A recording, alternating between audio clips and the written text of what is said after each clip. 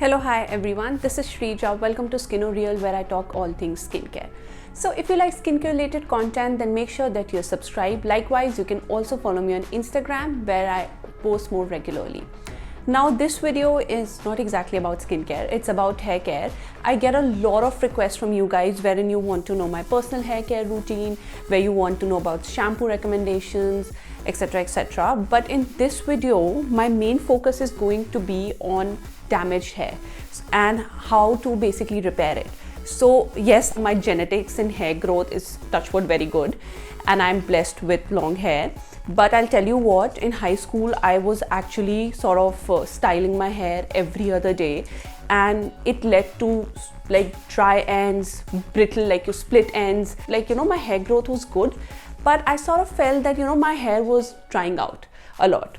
So there are certain practices that I started following after my school that drastically changed my hair game. And I'll tell you what, up until school my hair used to just grow till my waist and it used to stop. No matter what I did, it used to just stop. But now I have actually been able to sort of grow my hair even till my knees, and it just grows pretty quickly. So of course I'm going to share few tips with you all, but keep in mind that when it comes to hair, a large part of it is really determined by your diet, your overall lifestyle, and your genetics. Like a shampoo and conditioner is not just gonna change it all for you.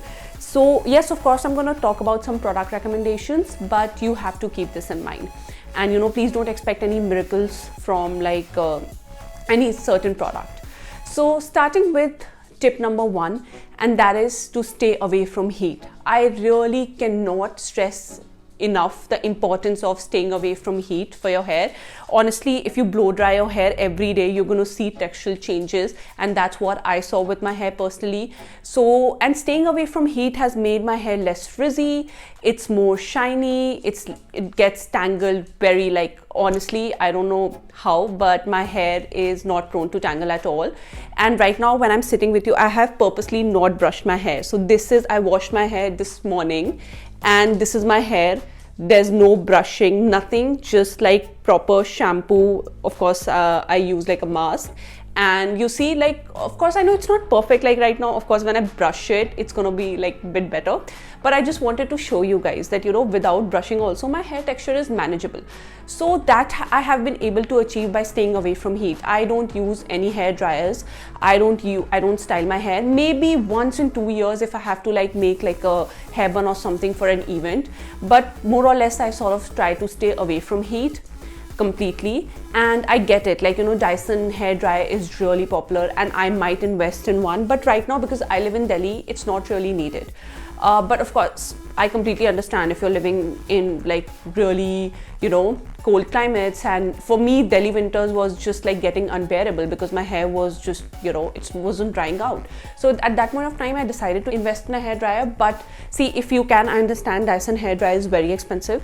So if you really can't avoid heat at all and you do want to use a dryer and you can invest in Dyson, then Dyson is the best option in the market. Otherwise what you can do is you can get any regular hair dryer, use it in the cool mode, and also sort of wrap like a cotton cloth. Like, don't use heat directly, you can wrap your hair in like a cotton towel, a t-shirt, and then sort of use it from a distance. That can also help, and this you can do with any regular hair dryer that you get in stores, which comes within the budget. So this was my number 1 tip. Now the second tip would be, if you're suffering from like a damaged, brittle hair, or even if your hair is color treated, or you're going for these keratin treatments, smoothing, rebonding and all of that, this applies for you guys as well. Please don't, you need to understand the importance of conditioning it. And by conditioning, I don't mean just using a conditioner. Like, when I say condition your hair, it includes all the activities that is sort of supposed to provide hydration and nourishment to your hair strands. So for me, I personally, if you have seen my reels on Instagram, I don't know, if you have not, I do consider like watching, because I post more like short and fun videos there. YouTube is more for like detailed videos. So yeah, what I was saying was that I'm not a person, I don't use conditioner post wash. What I do is I use either a conditioner or a hydrating hair mask pre-wash on like on the length of my hair, leave it for 5 minutes, and then I shampoo it. So with this I'm able to, because I'm like, I can't wait in the washroom, like, you know, I don't know, like even 5 minutes is like a really long time for me. So this saves that, and it also sort of, you know, prevents my hair from weighing down. So what happens is, if I use conditioner post wash, my hair used to become very greasy, like it's on the second day. So since the time I have sort of reversed it, I feel that my hair is more bouncy, and it's just like this method, reverse method of pre-conditioning has worked really well for me. So what I do is I just use like any conditioning mask or a conditioner. L'Oreal Protein, the Liss one, the purple bottle one, is like one of my favorite masks. Then I recently also tried Dove strengthening mask. It's also a very good option, in like budget friendly option, I would say. And apart from that, Nykaa has one with bamboo extracts and rice water. This my mother was using, and honestly we just got it during the sale, but that product is also really good if you want to try. Like, it really makes your hair soft and smooth and frizz free. So but all of these products I have tried pre-shampoo. I really can't comment on its effect post shampoo, because honestly that doesn't work for me. So for me, to deeply condition my hair, I use like a mask, like a pre-mask or a pre-conditioner 5 minutes before I shampoo my hair. Sometimes I also extend it to 10 minutes, like depending upon how my hair is feeling. But this method of conditioning works really well for me. I personally don't use hair oils. The reason is that whenever I started using hair oils, I've started experiencing flakiness, itchiness, like greasiness, so that's why I just stay away from it. But otherwise, if you have like really dry hair, you can use oil, like it would work for you. Like, my parents love the Tribe Concept 90-day miracle oil, the deep conditioning oil. So I think in general it's a very good formula. So in case you guys want to try, or you're looking for any hair oil recommendations, you can give that product a try. So yeah, so this was like one aspect of conditioning. And you know, I sort of I don't use really, you know, I'm seeing these heat caps and all of that. I don't use anything. I just apply the mask, let it sit for 5 minutes, and wash it off. That's how I sort of condition my hair. Now the third tip would be to use a leave-in product. I think it's been good 15 to 16 years that I have been using a leave-in product post wash in my hair. It started with like something very simple, like you used to get those Revlon serums back then. Then of course I moved to more like nicer products. Currently my favorite is Moroccan oil, Argan oil treatment for all hair types. I think once you try out that product, there's no going back. It's so good. I have also tried the Olaplex, but this one just beats it all. Like, I love this product. Olaplex unfortunately sort of weighed down my hair, but this one is a gem of a product. I highly recommend it. If you have the budget and you want to invest in it, try it out. You won't be disappointed. It's a really good you know, leave-in serum, and it's also like a heat protectant, so it's like a 2-in-1 kind of a product. It's really good. The second option would be the one that I have used for almost all my life and when I was a student. That is organic argan oil. Again, this one smells really nice, and it helps take care of the frizz. And this one is also sort of like a heat protectant. I really like it. And the third one would be like a really budget-friendly option, L'Oreal leave-in oil. This also I use on and off. All these leave-in treatments sort of really, you know, help prevent dryness, and they make my hair more manageable and smooth, and I just really like it. I think most of them, they have argan oil. I'm not sure about the L'Oreal one, but the other two, yeah, the base is argan oil.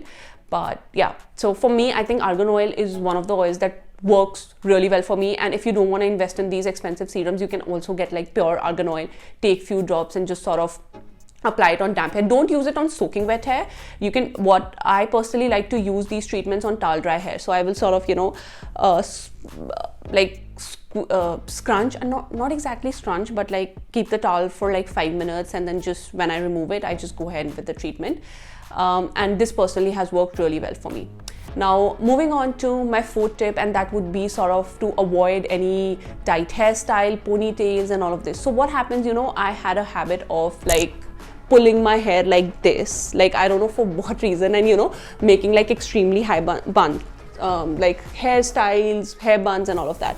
But if you do that, you're gonna just pull back your hair, and it's gonna start receding. So just avoid that.